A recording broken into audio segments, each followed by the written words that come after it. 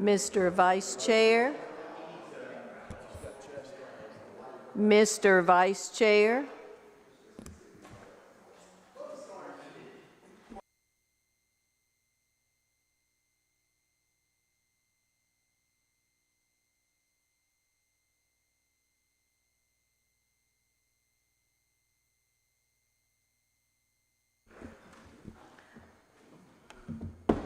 This should be easy. It is 6:01, and I'm calling the Southport Planning Board regular July meeting to order, please, for July 20th. I am Sue Hodgen, the chair of the board. I'll ask that we stand. If we can get Mr. Joyner to lead us in our invocation, please, and we'll say our Pledge of Allegiance. Let us pray. All wise and almighty God, it's once again we say thank you. Thank you for waking us this morning and allowing us to come to the planning board meeting for July 2023. Lord, we ask that you give us the wisdom to make the fair and correct decisions. And when this meeting is over with, we ask that you send your guardian angel with each and every one of us back to our loved ones. These and all blessings we ask in your precious name. Amen. Amen. I pledge allegiance to the flag of the United States of America and to the republic for which it stands, one nation, under God, indivisible, with liberty and justice for all. Extra projection.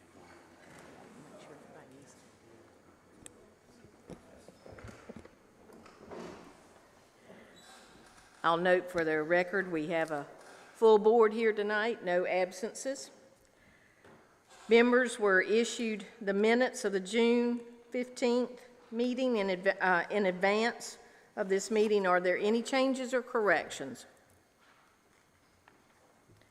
Can I have a motion, please, to approve those minutes as prepared? So moved. Thank you, Donnie. And a second? Second. Thank you, Will. Motion is on the floor. Any final discussion? All in favor? Aye. All opposed? Motion passes unanimously. Thank you. Item E is the approval of our agenda. Members were issued this agenda in advance of the meeting. Are there any additions or corrections? Motion to approve, please. So moved. Second. Thank you, Will and Dick. Motion is on the floor. Any final discussion? All in favor? Aye. All opposed? Motion passes unanimously. Public comment period is item F. Do I hear a motion to move into public comment? So moved. Second? Second. Thank you, Donnie. Motion is on the floor. Any further discussion? All in favor? Aye. All opposed? Motion passes. Do you have a public comment, Ms. Jeannie? No, sir, I do not. Okay. I'll ask the one that's here. We'll just get right to it. John, you have anything you want to say to everybody? I'm good. Okay.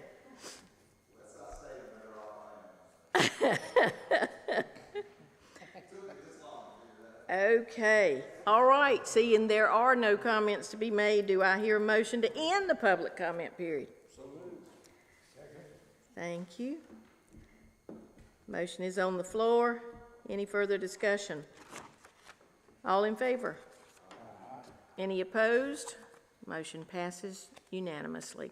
Item G, rolling right on through old business. As the agenda shows, there are no items of old business. So we will move on to item H, new business. We have one new item of new business, an update on the short-term rental ordinances. Travis, I'll let you take it away, please. Thank you, Madam Chair, members of the board. Good evening. Get out of the way here a little bit. For our one dear alderman, this will be review, but I wanted to run through the same presentation that I gave to the Board of Aldermen at their workshop on July 7th. I apologize if all of you have watched that recording. I'm sure all of you have. Just kidding. Couple definitions really distinguishing between a short-term vacation rental and a homestay. They're both considered short-term rentals, and so as I'm talking through the rest of this, if I say short-term rentals, I'm referring to both of them. A short-term vacation rental is defined by our UDO as a dwelling unit with up to 6 guest rooms that is used and or advertised through an online platform or other media for transient occupancy for a period of less than 30 days. A short-term vacation rental is considered a non-residential lodging use under the UDO, and the owner is not required to be present during the rental stay. A homestay is a private resident occupied dwelling unit with up to 2 guest rooms where overnight lodging accommodations are provided to transients for compensation and where the use is subordinate and incidental to the primary residential use of the structure. A homestay is considered an accessory lodging use under the UDO, and the permanent resident is present during the rental stay. That's really the main distinction, whether the owner or resident is there or not. What are the rules for short-term rentals in Southport? All of the Unified Development Ordinance provisions related to short-term rentals and homestays, with the exception of the annual registration requirement, remain in effect as it's written in the UDO today. The UDO text amendment removing registration references will be on the July agenda, and here we are. We'll come back to that here in a minute. The primary regulation of short-term rentals and homestays is today, as it has been since this ordinance was adopted in 2021, is its regulation by zoning, the same way that any other use of property is regulated. So a short-term vacation rental is only permitted in the CBD, BD, and PUD zoning districts. That's it. A homestay is permitted with standards in the residential districts, R10, R20, multifamily, and PUD as well. There's different standards that apply to each, though, and if you'll see in your packet, the full use regulations for both homestays and short-term vacation rentals are there. A lot of those regulations, though, read very similarly or are actually the same regulation applied to both. Any use of a short-term vacation rental or a homestay in a district in which the use is not permitted today, or in a district where it is permitted but not in compliance with the standards, may be allowed to continue as a nonconformity if it was established prior to the adoption date of the original ordinance in 2021 and the applicant or property owner followed the standards for capturing those nonconformities that the city undertook after its adoption. So essentially what the city did back then was, once they adopted the ordinance, they asked folks to come forward, establish the use of their property under the new regulations so that it would carry forward going forward. That led to a master list of properties that staff has. That is the list of short-term rentals that were effectively grandfathered in. And that is the only list. There's no way to add to that list at this point. And how many are on the list? I knew somebody was going to ask that question, and I forgot to look. But I will look, and I will let the board know how many, what that number is. You know, I think the Board of Aldermen asked me that question too, and I didn't have it for them either. That's my fault. Enforcement. Not easy. The main tactic we have really is using Airbnb, VRBO, whatever, Facebook Marketplace, whatever other sites might be home to these kind of ads, and cross-referencing them with the master list. If you've used these sites, you know that they don't give you the address of these properties until you book them, and I don't think the city would appreciate staff booking all of these Airbnbs to find out where they are. So thankfully, usually there's a picture of the home, and if we're lucky, they're compliant with the code so that the number is there in big numbers. We're also very fortunate to have a number of longtime locals on staff who will recognize homes not by their address, but by, oh, that's where so-and-so lived. And so that's been very helpful as well.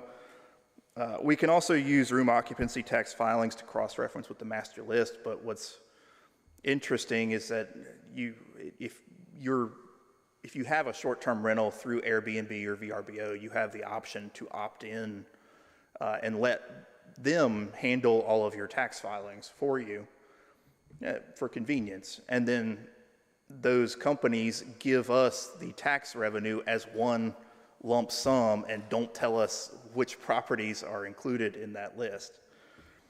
Yeah. It's unfortunate, but that's how they do things. The other options we have are direct observation, especially now that we've switched to a proactive code enforcement paradigm where your code enforcement officer is driving the same roads over and over again. If it's, oh, hey, there's one vehicle there that day and another vehicle there that day and another vehicle there the third day, well, there might be something going on there. Or complaints. Somebody who lives next door or across the street who's there every day and sees people coming and going is going to be able to tell what's happening a lot easier than staff is. We can't be everywhere in the city at once as much as we might want to be. It is tricky.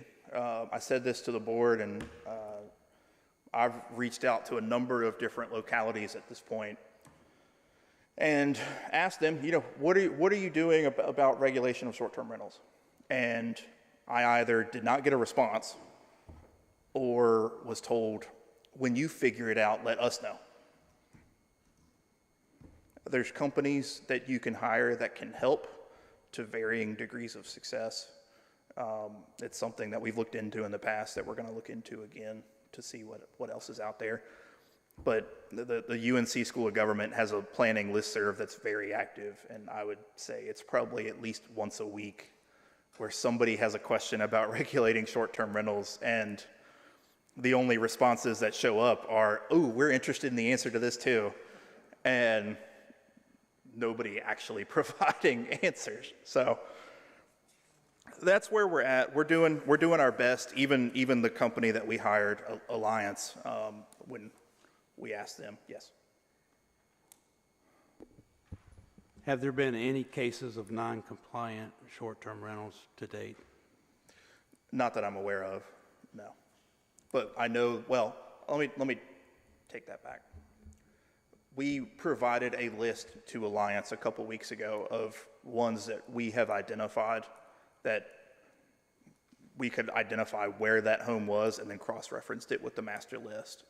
And it's clear that they're not on the list. And so I don't have an update as to where those cases are at this point because the enforcement process takes time.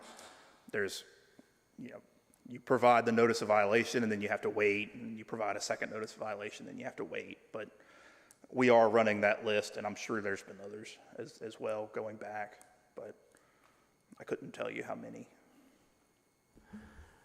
I would like to see some enforcement. If you need help with identifying non-compliant properties, I'd be glad to. Because if we're going to have rules, they need to be enforced. Well, that's why we've moved to proactive. That's a very recent change. And we've got Alliance here who's helped quite a bit just since they've been here. And I think I can say this now. We've actually extended an offer and had the offer accepted for a new code enforcement officer. And tentatively, he'll be starting August 8th. So, yes. Is for the master list, the addresses, I'm assuming names aren't attached to it. It's more of an address, right? I mean, we would have the names and everything too, but for who applied for them. So, yes.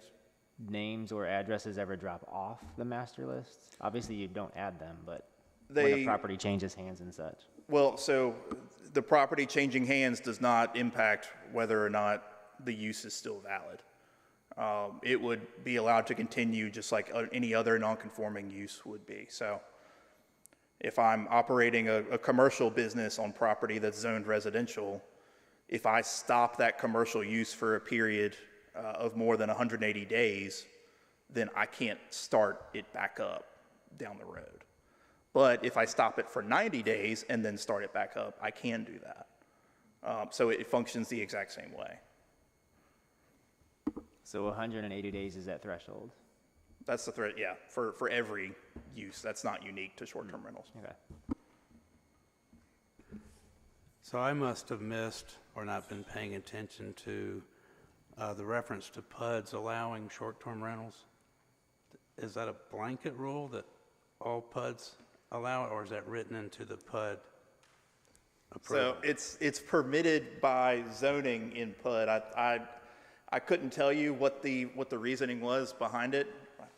I wasn't here, but what I would say is that areas that are zoned PUD are very likely to have homeowners associations, and I would venture to guess that most of those homeowners associations regulate it themselves. And so I think it was I'm pure speculation, but my thinking would be that it was to recognize the will of HOAs to determine how to regulate it. And that was the conversation that was had. There.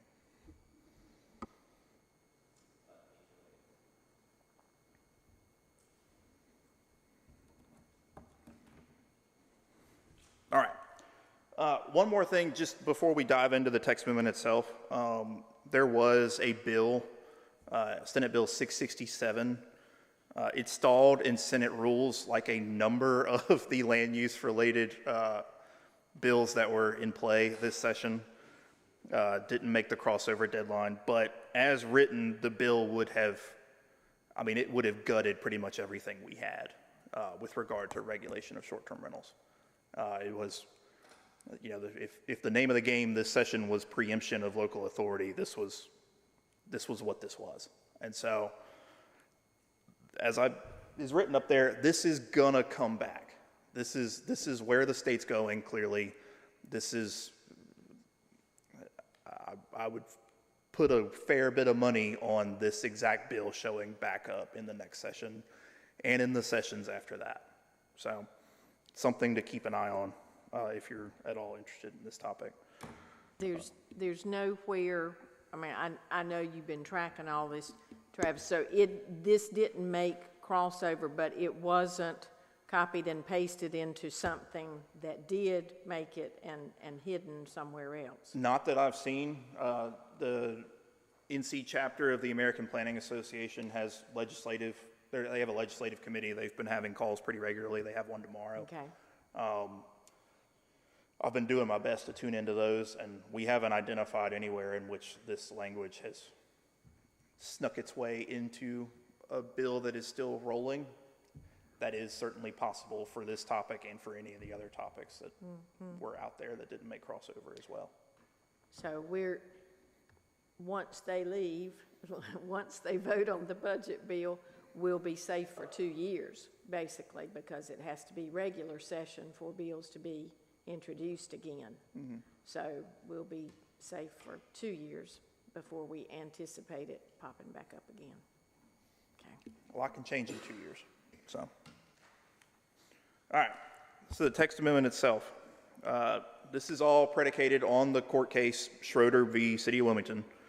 This is the case that, and I'm oversimplifying big time here, but essentially the crux of the decision is that annual registration requirements are not permitted under.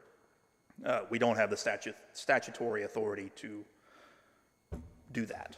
So what they did do, though, is they left the authority to regulate it via zoning intact.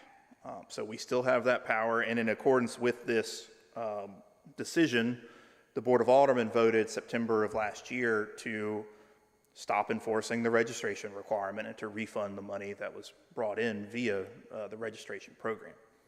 Everything else has remained as it is written. And so the text amendment that you have in front of you as it's written today, changes absolutely nothing from the standpoint of what staff is enforcing. It's just bringing the ordinance in line to what we've already been doing. Yes? So why is it now 9 months later that we're just now addressing this? I will be honest with you, because there were higher priorities elsewhere. And between me and Mo starting and undertaking some rather significant projects right off the bat, given that we were enforcing things the right way, this was, it just should have happened quicker, but now we're here. How much of an impact on the city budget did it make to refund that? How much money did we end up refunding? If you don't have the number, you probably won't have this either. I'm just curious if it's... I will find out. I don't believe it was that much. It wasn't a big hit, No. I wouldn't think. No. Okay, just curious as to what that amount is. Yeah. Just when you can, it doesn't... Yeah, absolutely. Not- So what you have in front of you, as I mentioned, the only changes that are in front of you that staff identified are removing the references to the annual registration requirement. Everything else we did not touch intentionally. We've left everything as it was written. So specifically, section 2.6 was titled Annual Zoning Permit for Homestays and Short-Term Vacation Rentals. That section is struck from the ordinance.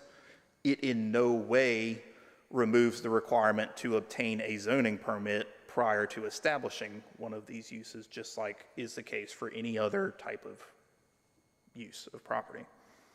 There were references to the annual permit within the use regulations, but again, we've replaced that with the statement that you still need a zoning permit to establish it initially, and then removal of references to the annual permit within the definitions found in Article 8.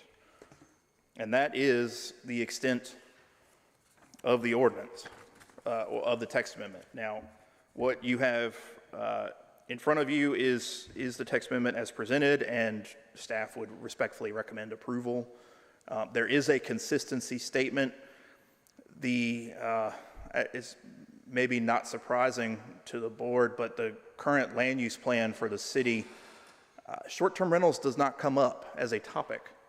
So it was a little bit difficult to find things that it was consistent with, but certainly to the extent the land use plan directs the city to remain compliant with statute and court decisions and things like that, certainly it is consistent with that. But also retaining the zoning authority and zoning regulation for these uses is important as well. So with that being said, though, if there are other amendments that the planning board would like to recommend to the Board of Aldermen and that the board would like staff to draft for your consideration, we are all ears and will follow whatever the will of the board is on this topic. I do have a question in 13A. Yes. It's page 11. It mentions the date of the adoption of the standards there in the second line of 13A. Since some folks have trouble finding revisions that have been made to documents on the city website, would it be a bad thing to put that adoption date, the July 8th, 2021, in there so that everything that someone needs as far as their administration of a short-term rental would be here kind of all together, and they would have that date as well rather than having to hunt that down? Absolutely. I'm glad you bring that up. Haven't had a text amendment get approved yet since I've been with Southport, but it's good practice to have revision dates for every section of the ordinance. So, of course, that particular section you're mentioning will still be the September believe it was September 2021 date. But then this section will also have reference to these amendments as well. Anybody else with any questions or comments? Travis, I like all this. I think it needs to be done, and I agree. It's past time to get it done. The question is, we've got short-term rentals, and we have, my mind just went blank. I apologize. Yeah, but there's a third type of rental unit that is bed and breakfast, and that is not covered anywhere like these are. Are there plans to bring bed and breakfasts in line with these two types of short-term rentals? Not at this point. If it's something the planning board would like to see, then we certainly could. Of course, there's a whole lot of revisions that are about to start happening in the context of the comprehensive plan and then everything that follows that. I haven't heard any specific complaints necessarily with the bed and breakfast as an ordinance. There's certainly been complaints about various bed and breakfasts that are operating within the city. However, I don't know that that's necessarily an issue with the ordinance as much as it is with lack of enforcement over time. Are they covered, are they already covered in state statute, though? Their regulations are actually in statute, right? Yes, and that is, to my knowledge, off the top of my head, one of the standards that is in the UDO with related to bed and breakfast is that they comply with the statutory bed and breakfast rules. May I read something into it so it goes on record about the concerns about bed and breakfasts more than anything? On all of these, no activities other than lodging shall be provided. Special events, including weddings, receptions, and other large gatherings are expressly prohibited. I think that is a real problem with B&Bs and other short-term rentals in this, and I just want it to be on record that was discussed.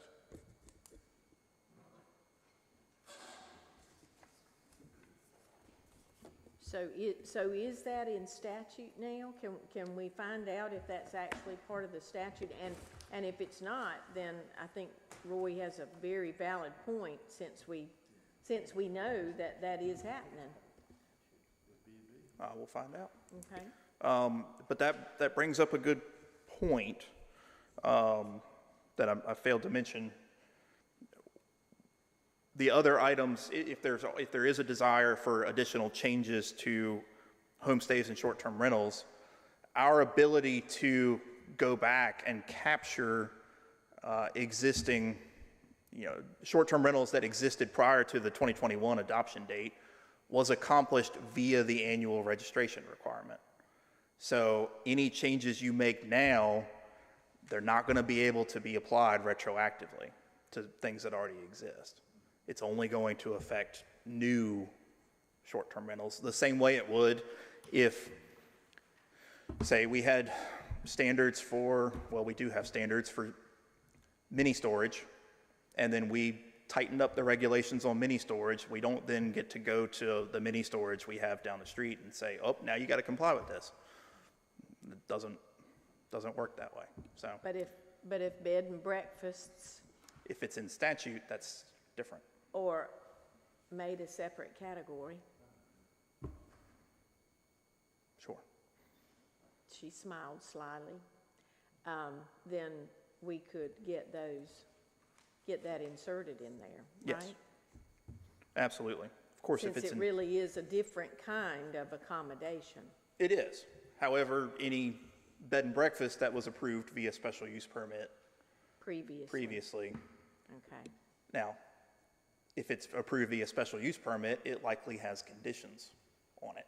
And so depending upon what those conditions are, we may have some power there as well. Okay.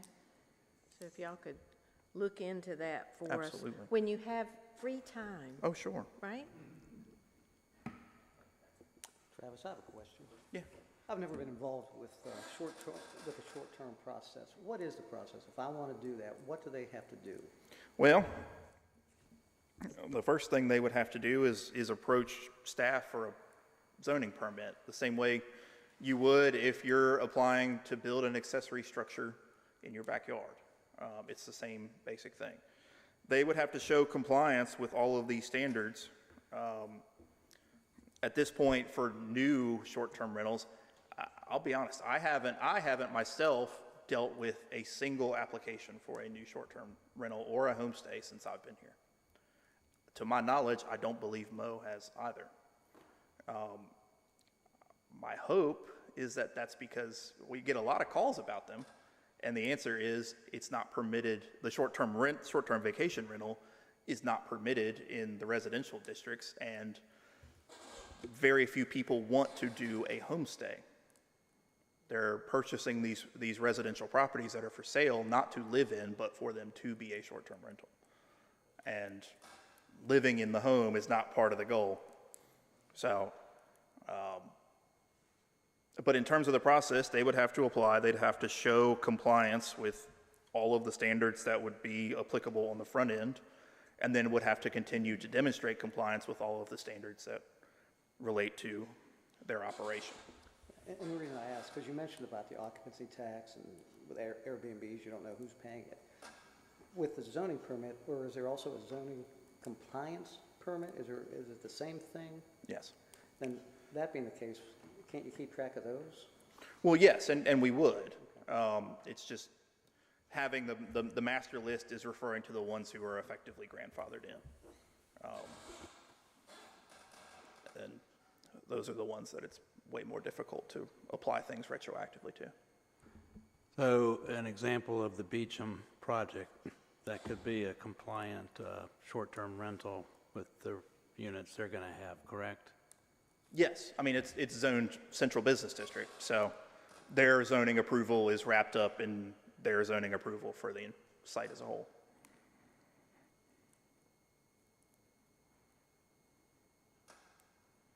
Anyone else?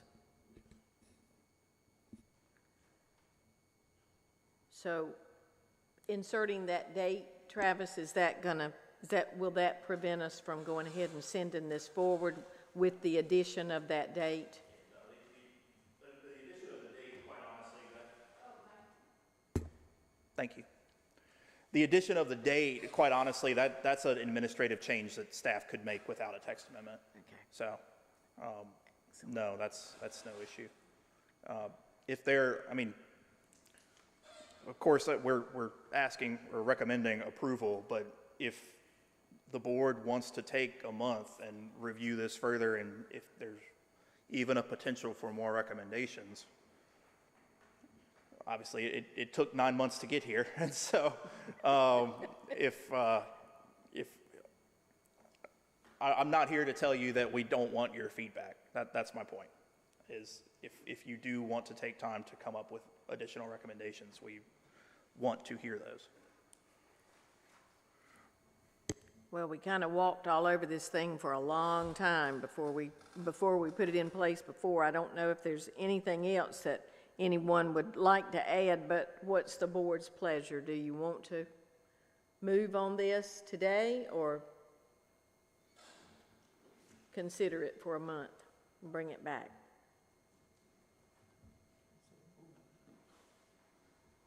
Okay, if that's the board's pleasure, then can I get a motion to approve this revised zoning text amendment and appropriate definitions for homestay and short-term vacation rentals based on the staff's research and recommendation for forwarding on to the Board of Aldermen?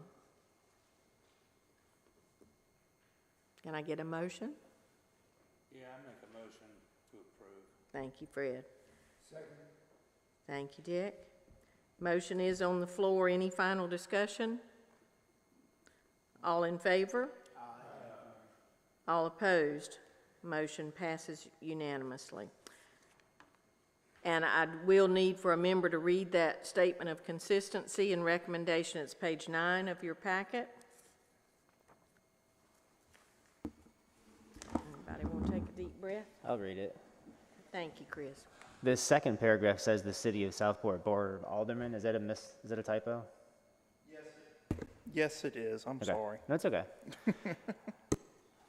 When conducting a review of proposed zoning text or map amendments pursuant to this section, the planning board shall advise and comment on whether the proposed action is consistent with any comprehensive plan that has been adopted and any other officially adopted plan that is applicable. The planning board shall provide a written recommendation to the governing board that addresses plan consistency and other matters as deemed appropriate by the planning board. But a comment by the planning board that a proposed amendment is inconsistent with the comprehensive plan shall not preclude consideration or approval of the proposed amendment by the governing body. That was not the consistency statement. The consistency statement and recommendation: the City of Southport Planning Board finds that the proposed zoning text amendment is consistent with the 2014 Camacor Land Use Plan adopted November 13th, 2014, and subsequently amended by the Board of Aldermen.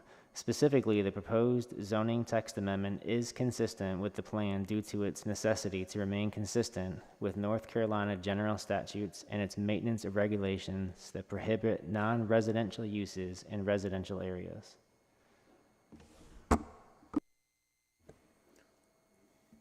Thank you, Chris. Okay, moving on to other business. One item on our agenda for that, an update on the comprehensive plan process. Mr. Henley. Thank you, Madam Chair. I apologize for that typo. You would think that after the conditional zoning text amendment, I would know how to use track changes in Word, but apparently I don't. So the comprehensive plan process, this is incredibly brief, as shocking as that might be when it's something that involves me. I just wanted to let the planning board know that the RFQ for a consultant for that project was sent out actually the week before last. It is out until August 15th, and then staff is going to work on the selection process. It is a qualifications-based process, not a price process. Of course, price is important. But what's more important is the qualifications of the consultant to show that they get the job done in the way that Southport wants it done. We anticipate that the contract would be on the Board of Aldermen's September agenda for approval, at which point we would aim to have a kickoff meeting, which it'll certainly involve the planning board. It may involve the aldermen as well. We'll figure that out as we get closer. But we would aim to have the kickoff meeting very soon after the contract is adopted. So sometime probably late September. So just want to get the board in the mood of thinking big picture about who we are and what we want to be going forward. The planning horizon of this document is 30 years. We really want to be deliberate in our actions. We want this plan to provide recommendations that are easy to understand and actionable, not just for us, but for whoever else is coming after us as well. We've made it very clear in the request for qualifications that we want to see innovation in terms of capturing public input, and we want to see innovation in terms of how the recommendations are presented. What we don't want is just your standard boilerplate plan that looks like somebody created it in Microsoft Word. We want something that is easy to read, that is engaging to read, and something that this community can be proud of. Now, what I'm going to want out of y'all is this is going to take quite a bit of time. There's going to be a lot of reading and review that this board is going to be asked to do. I have every confidence in the world that this board will rise to that challenge, and have every confidence that the plan that this process is going to result in is going to be something that this entire community can be proud of. So that's all I've got for now. If there's any questions, I can certainly answer them, but there's a lot more to come on this project. Did you put on the qualifications? Can they do it on books on tape so I can listen to it while I'm traveling? I bet they can. No, no, no, no. No, no, no. Hopefully we have a plan that doesn't do that to you, but Now, I do have, this was actually, I think, found in an old house. Somebody, I think, that used to be on the planning board. I don't know if, I think I gave you a copy of this, Travis. Just for comparison or for history for the members, could we maybe get this scanned and sent out in a PDF to everybody, just so we'll know? This was in '91. do you mind saying into the record what it is you're talking about? This is the development plan for the City of Southport Urban Design Assistance Team, the North Carolina chapter of the American Institute of Architects, February 13 through 16, 1991. It's pretty cool. It's got old pictures in it, and it talks a lot about what they, at that time, what they wanted the town to look like. It's a great historical document, so I'll loan it back to get it scanned in, to get it to everybody. Yeah, absolutely. I believe this is what got the waterfront started, that study. I think they recommended a waterfront park and the pier and all this down here. I believe that study got I think that started. is in here too, Roy. I 1991. think you're right. And it wasn't long after that that pier and the park were completed. So it had some impact. Travis, I think I heard reference to this process takes maybe a couple of years. Is that right? Ideally, it won't. It can. I think what we put in the RFQ is 12 to 18 months. The challenge with these planning documents is that sometimes they get overly complex, and we want to avoid that. However, and I think I've said this a couple times before about various topics, when it comes to a comprehensive plan, ideally you want it done quickly and done correctly.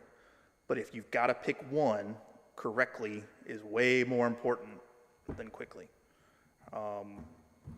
Ultimately, this is the community's plan, and the public input that we receive from the public is what's going to drive all of the contents of the recommendations, which is really where the rubber meets the road with the entire document.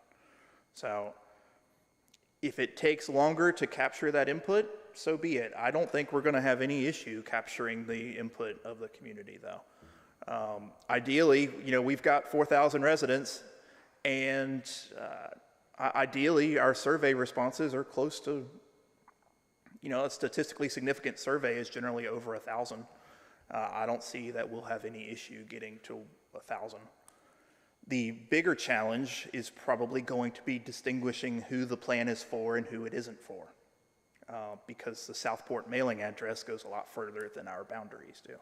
So we'll have to get creative with distinguishing what input is from a resident or somebody with vested interest in Southport, and what input is from somebody with a Southport address but isn't within our boundaries.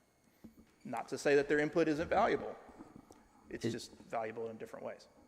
Is there prep work we can do or anything ahead of time to help the process? It would be worth going back and reading our current plan to see where we are. I would have guessed that each of you reads it every week, but I'm just kidding.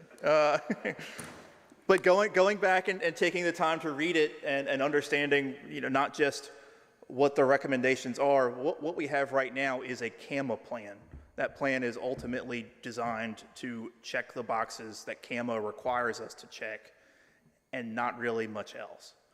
This process is going to go much further than that. It still does have to check those boxes, but ideally we're able to bite off a lot more than just what CAMA makes us look at. Is there another city that has something similar that you could share to give us an idea? Or maybe we don't want that, I don't know. Well, yeah, there's good examples and bad examples. I'll try to use the list. I think we provided a list to the Board of Aldermen, and I'll try to find that list at least. There's a lot of good examples of small town plans out there, but there's less good examples of them from North Carolina. The one that springs to mind for me is Beaufort, South Carolina, has one that's really good. I believe Mount Pleasant, South Carolina also is really good. Aspirational, not necessarily to their size, but to the quality of their planning documents. So I'll pull together a list and send it out. So we'll aspire to set the bar for North Carolina. Ain't that right? Okay. Yes, ma'am. Any other questions or comments for this? Maybe if we change the town name back to South or to Smithville and have a unique zip code, we could track the data coming in easier. Yeah, no comment on that one.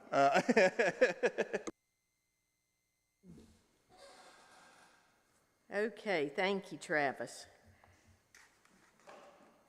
Are there other items from staff or from members for tonight? I do have one. It's not an item, it's just a statement. And I want to do this so that we get this in the record.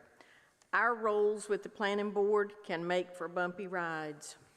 We've already seen that in some of the submittals that have come before us, some of the discussions that have been held for prior UDO text amendments, and those currently in deliberation.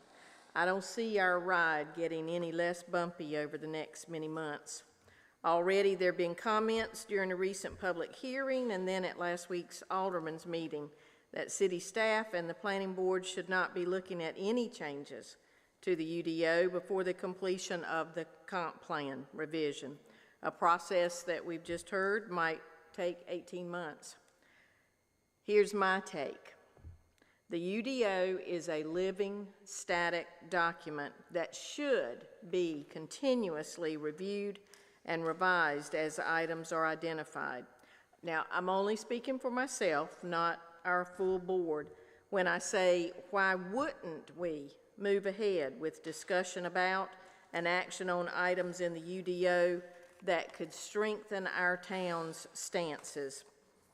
I believe it would be irresponsible for us to do otherwise. We'll have those who will come to comment that they've researched, read a lot, a social media post, and they'll tell us they know best. Just last week, an individual spoke at the Alderman's meeting who admitted they'd not been in on city discussions and hadn't even read the proposed text, but they felt like they were experts and needed to advise us. So, Travis Moe's not here, so I'm just going to say this to you. I apologize for any inferences that have been made that you cannot guide our city's planning efforts. I want you to hear from me that I and we appreciate you and want you to keep moving on things. This board is going to keep doing our job. We want staff to continue to move us all onward in everything. And I thank y'all for your indulgence for letting me say that. Now, all our agenda items complete. I'll ask if there's any additional comments from anyone or other business to be brought before the board. If not, we'll go to announcements. Item J on our agenda. Any announcements? Donnie. Oh my goodness. Then we'll move to item K. I see from our member roster, Chris's date has changed, so have we heard back from the county? Chris is good. Woo-hoo, look at you. You get to stay. Okay, we're glad for that reappointment to his ETJ alternate position. Welcome back. We're glad to have you. Okay, and the members will, as usual, find the attendance chart and that roster included in your packets. Now, with no other business, can I get a motion to adjourn? So moved. And a second? Golly, you want to stay? Okay. Fine. Motion is on the floor. Any final discussion? I think I heard John second that. All in favor? Any opposed? Motion passes unanimously. Thank you, folks. We are adjourned at 6:51. I thank you for your attendance. Good night.